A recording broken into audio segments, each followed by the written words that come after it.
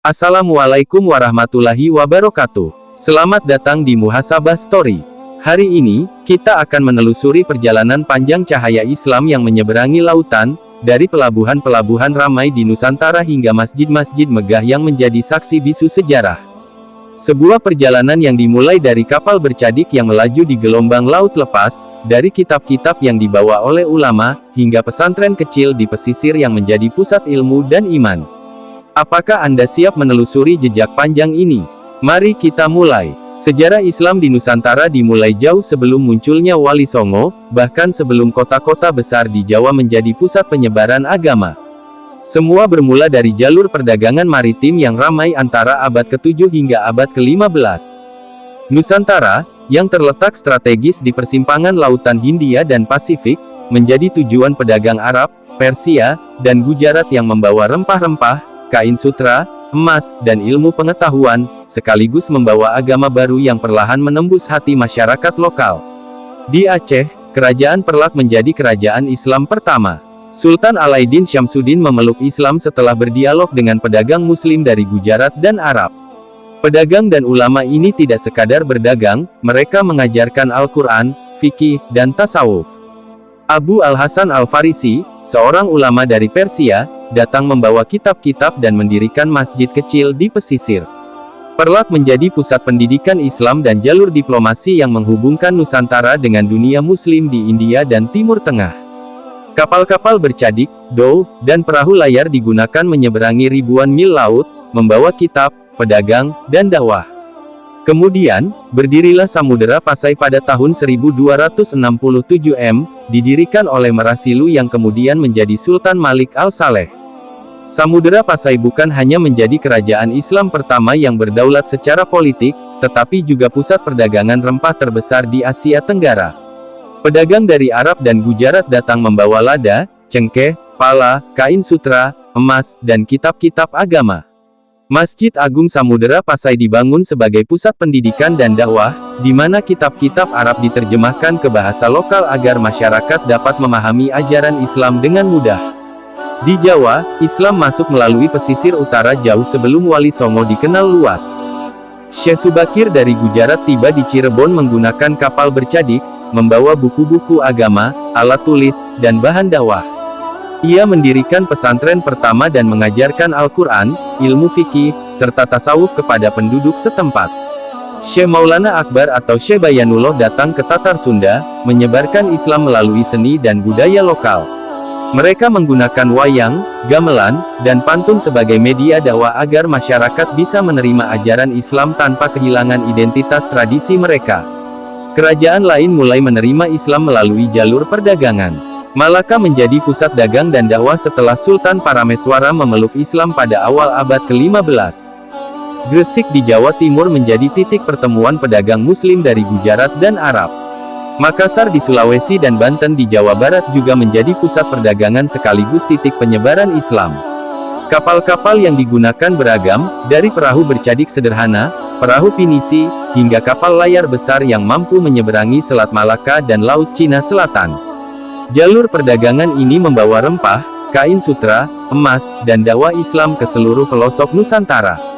Penyebaran Islam di Nusantara bukan sekadar perdagangan. Banyak raja memeluk Islam setelah berdiskusi dengan para ulama karena Islam menawarkan sistem pemerintahan yang adil dan moral. Perkampungan dan kota pelabuhan mulai menerapkan hukum Islam. Pesantren berkembang pesat. Para ulama menulis kitab, memimpin salat, mengajarkan Al-Quran, dan menjadi penasihat raja. Ulama seperti Syekh Jalaluddin Rumi, Syekh Yusuf Al-Fadani, dan Abu Bakar Al-Bantani menjadi figur penting dalam penyebaran Islam di Nusantara melalui pendidikan dan diplomasi. Para penyebar Islam menghadapi tantangan besar. Mereka harus bersaing dengan kerajaan Hindu-Buddha yang kuat, menghadapi budaya lokal yang kental, dan mengatasi resistensi masyarakat. Namun, pendekatan damai, kesabaran, dan kecerdikan membuat mereka berhasil. Islam menyatu dengan budaya lokal, bukan sebagai penjajah, tetapi cahaya yang menerangi Nusantara. Masjid-masjid tua dari Aceh hingga Makassar kini menjadi saksi bisu perjuangan para ulama yang menyeberangi lautan luas dari Gujarat, Persia, dan Arab untuk menyebarkan cahaya iman di Nusantara. Dari Perlak ke Samudera Pasai, dari Cirebon ke Malaka, dari Gresik ke Banten, mereka membangun peradaban baru. Setiap azan yang berkumandang adalah gema sejarah panjang yang membentuk identitas Islam Nusantara. Sejarah ini membuktikan bahwa Islam di Nusantara lahir dari perdagangan, pendidikan, diplomasi, dan seni, bukan peperangan semata. Setiap pelabuhan, pesantren, dan kitab yang diterjemahkan adalah bagian mozaik panjang yang menyatukan Nusantara dalam iman dan budaya Islam. Cahaya itu terus menyala, menginspirasi generasi demi generasi untuk meneladani para penyebar Islam yang menyeberangi lautan demi Nusantara. Dari Samudera Pasai, Islam menyebar ke pedalaman Sumatera, ke kerajaan-kerajaan Melayu seperti Jambi dan Palembang, serta ke pedalaman Jawa melalui jalur Sungai Brantas. Para pedagang dan ulama menggunakan kapal bercadik dan perahu layar kecil, menyinggahi pelabuhan-pelabuhan seperti Tuban, Gresik, dan Banten. Mereka membawa kitab, rempah, kain, dan ajaran Islam, menyebarkannya melalui pesantren dan pertemuan sosial. Di Sulawesi, Makassar dan Bon menerima Islam pada abad ke-15 melalui pedagang dari Malaka dan Arab. Di Maluku, Islam masuk melalui pedagang Gujarat dan Arab yang berdagang cengkeh, pala, dan rempah lainnya. Kapal-kapal kecil dan layar besar menembus laut bergelombang, membawa dakwah sekaligus barang dagangan. Di Kalimantan, Islam masuk melalui pesisir barat dan selatan, terutama melalui pelabuhan Pontianak, Sambas, dan Banjarmasin, di mana pedagang Muslim dari India dan Arab membangun komunitas dan pesantren. Proses Islamisasi Nusantara berlangsung damai dan bertahap. Ulama menggunakan pendidikan, budaya, dan perdagangan sebagai sarana dakwah. Mereka menulis kitab-kitab fikih dalam bahasa lokal, mendirikan masjid dan pesantren, mengajarkan tasawuf, dan membentuk komunitas Muslim yang solid. Setiap kerajaan yang menerima Islam seperti Samudera Pasai, Malaka, Gresik, Banten, dan Makassar menjadi pusat pengaruh Islam yang menyebar ke daerah sekitarnya. Seiring waktu, Islam menjadi bagian tak terpisahkan dari identitas Nusantara. Dari Aceh hingga Maluku, dari Sumatera hingga Sulawesi, cahaya Islam menyebar melalui perdagangan, pendidikan, budaya, dan politik. Para ulama dan pedagang Muslim meninggalkan jejak yang masih terlihat hingga kini, baik melalui masjid-masjid kuno, kitab-kitab terjemahan, maupun adat dan budaya yang bersinergi dengan ajaran Islam. Sejak Islam mulai menjejak di Nusantara, jejak para ulama dan pedagang Muslim tidak hanya berupa cerita, tetapi juga peninggalan nyata. Salah satu kerajaan Islam pertama adalah Perlak di Aceh. Sultan Alaiddin Syamsuddin, yang memeluk Islam melalui interaksi dengan pedagang dan ulama dari Persia dan Gujarat, menjadi pelopor penyebaran Islam di Aceh. Salah satu ulama penting di Perlak adalah Abu Al-Hasan Al-Farisi, yang datang membawa kitab-kitab fikih dan tasawuf, serta mendirikan masjid pertama di pesisir Aceh. Keturunan Al-Farisi hingga kini masih menjadi pengajar di pesantren Perlak Lama, meneruskan tradisi dakwah dan pendidikan Islam. Masjid tua di kota Langsa dan Biren menjadi saksi bisu dakwah para ulama ini, dan kitab-kitab kuno yang ditulis tangan masih disimpan rapi dalam perpustakaan pesantren. Selanjutnya, Samudera Pasai menjadi pusat Islamisasi di Nusantara pada abad ke-13. Sultan Malik Al-Saleh menerima Islam melalui interaksi dengan pedagang Gujarat. Para ulama yang membantunya menyebarkan Islam antara lain Syekh Nuruddin Al-Raniri dan Syekh Maulana Ishaq. Mereka mendirikan pesantren dan masjid, mengajarkan Al-Quran, fikih, dan tasawuf kepada masyarakat.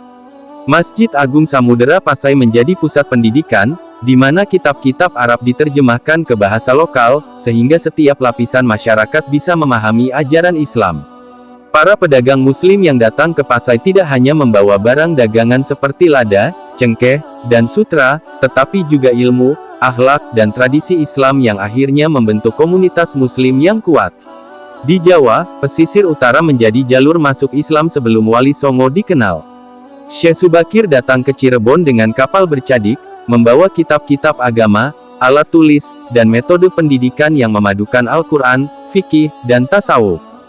Ia mendirikan pesantren pertama, mengajarkan masyarakat, dan membimbing raja serta bangsawan agar memahami nilai-nilai Islam. Di Tatar Sunda, Syekh Bayanullah menggunakan cara unik, dakwah melalui seni dan budaya lokal. Wayang, gamelan, dan pantun digunakan untuk menyampaikan ajaran Islam agar masyarakat mudah menerima tanpa harus meninggalkan identitas budaya mereka. Kerajaan-kerajaan lain di Nusantara pun mulai memeluk Islam melalui jalur perdagangan. Malaka menjadi pusat perdagangan dan dakwah pada abad ke-15 ketika Sultan Parameswara memeluk Islam. Kota pelabuhan seperti Gresik, Banten, dan Makassar menjadi titik penting penyebaran Islam karena pedagang Muslim dari Gujarat dan Arab datang membawa kitab-kitab, rempah-rempah, dan kain sutra. Kapal-kapal bercadik, pinisi, dan perahu layar menjadi sarana dakwah yang menyeberangi lautan luas, dari Selat Malaka hingga Laut Cina Selatan. Penyebaran Islam bukan hanya soal perdagangan, tapi juga pendidikan, budaya, dan diplomasi. Banyak raja memeluk Islam setelah berdiskusi dengan ulama karena sistem pemerintahan Islam menawarkan keadilan dan moralitas. Para ulama menulis kitab, memimpin salat, mengajar Al-Quran, dan menjadi penasihat raja. Mereka menghadapi tantangan besar, kerajaan Hindu-Buddha yang masih kuat, budaya lokal yang kental, dan resistensi masyarakat. Namun, pendekatan damai, kesabaran, dan kecerdikan membuat mereka berhasil. Islam menyatu dengan budaya lokal, bukan sebagai penjajah, tetapi cahaya yang menerangi Nusantara. Dari Perlak ke Samudera Pasai, dari Cirebon ke Malaka, dari Gresik ke Banten, setiap azan yang berkumandang adalah gema sejarah panjang yang membentuk identitas Islam Nusantara. Setiap pelabuhan, pesantren, dan kitab yang diterjemahkan adalah bagian dari mozaik panjang yang menyatukan Nusantara dalam iman dan budaya Islam. Cahaya itu terus menyala, menginspirasi generasi demi generasi untuk meneladani para penyebar Islam yang menyeberangi lautan demi Nusantara. Di Sulawesi, Islam masuk melalui Makassar dan Bon pada abad ke-15. Pedagang dan ulama dari Malaka dan Arab mendirikan pesantren, membimbing masyarakat, dan mengajarkan Al-Quran serta fikih. Di Maluku, pedagang Gujarat dan Arab membawa cengkeh, pala, rempah lainnya, sekaligus ajaran Islam. Di Kalimantan, Islam masuk melalui pesisir barat dan selatan, di Pontianak, Sambas, dan Banjarmasin, di mana para pedagang Muslim mendirikan komunitas dan pesantren. Seiring waktu, Islam menjadi bagian tak terpisahkan dari identitas Nusantara. Dari Aceh hingga Maluku, dari Sumatera hingga Sulawesi, cahaya Islam menyebar melalui perdagangan, pendidikan, budaya, dan politik. Para ulama dan pedagang meninggalkan jejak yang masih terlihat hingga kini, baik melalui masjid-masjid kuno, kitab-kitab terjemahan, maupun adat dan budaya yang bersinergi dengan ajaran Islam. Setiap kerajaan, setiap pelabuhan, dan setiap pesantren menjadi saksi perjalanan panjang yang tak hanya membentuk iman, tapi juga peradaban Nusantara.